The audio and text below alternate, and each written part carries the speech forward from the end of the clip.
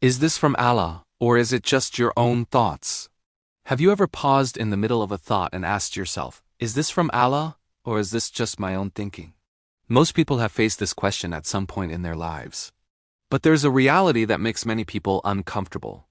Most people never truly learn how to tell the difference between guidance from Allah and thoughts that come from their own desires or emotions.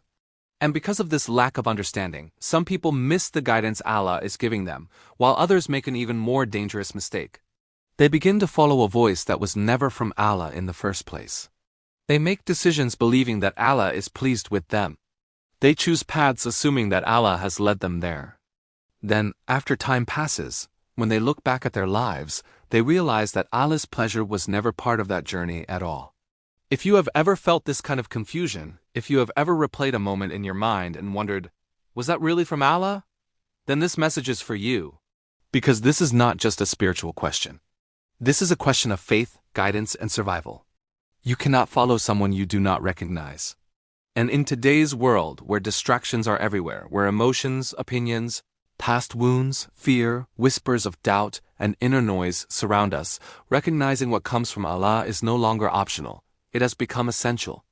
The Prophet taught us that when a servant turns sincerely toward their Lord, Allah guides them. The Quran gives us this principle clearly. Whoever strives in the path of Allah, Allah opens ways for them.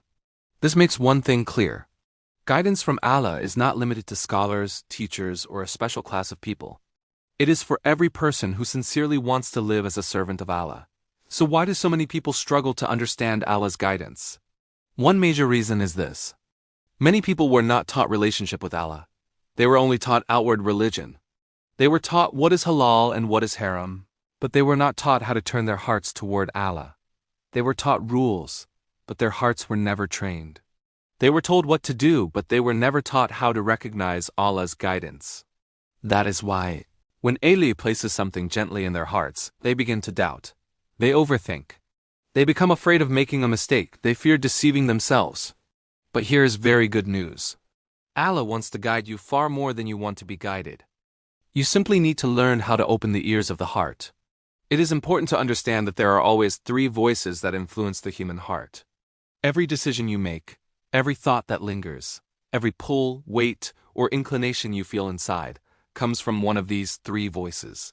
If you do not know which voice you are listening to, confusion and misguidance will always follow. The first voice, the voice of the nafs is impatient, desire-driven, and always searching for the easiest path. It says things like, you deserve this. This is not a big deal. Allah is most forgiving. Just this once.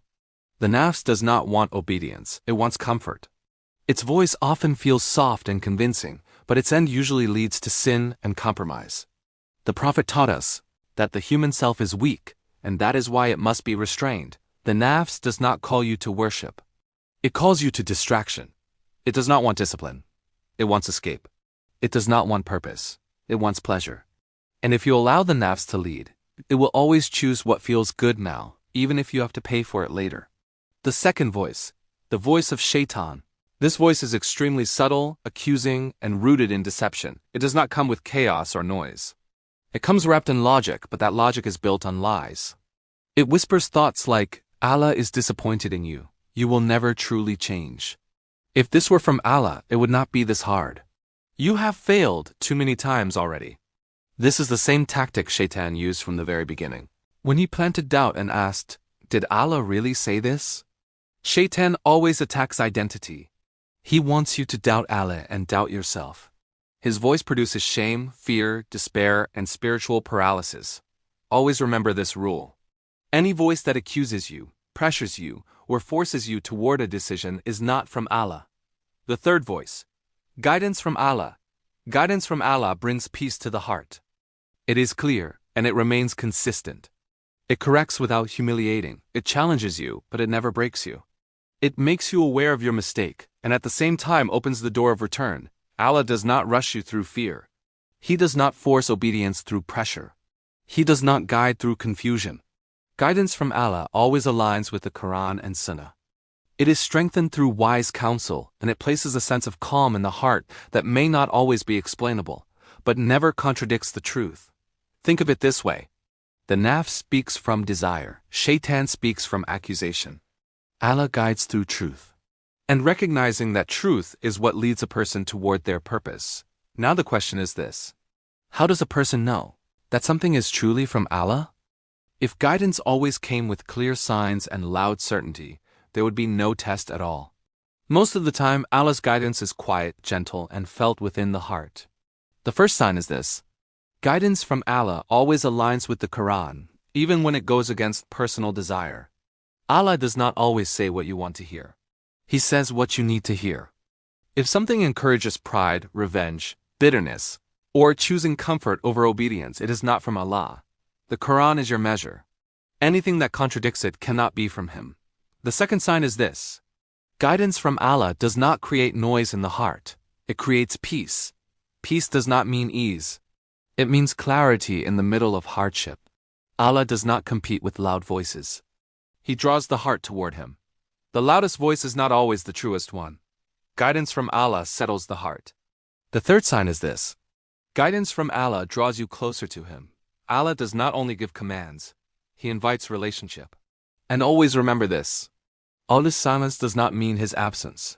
Sometimes Allah has already shown the path, and now He is seeing whether His servant will trust Him or not. So the lesson is this: do not chase signs, train your heart to listen. Because here is a truth many people avoid.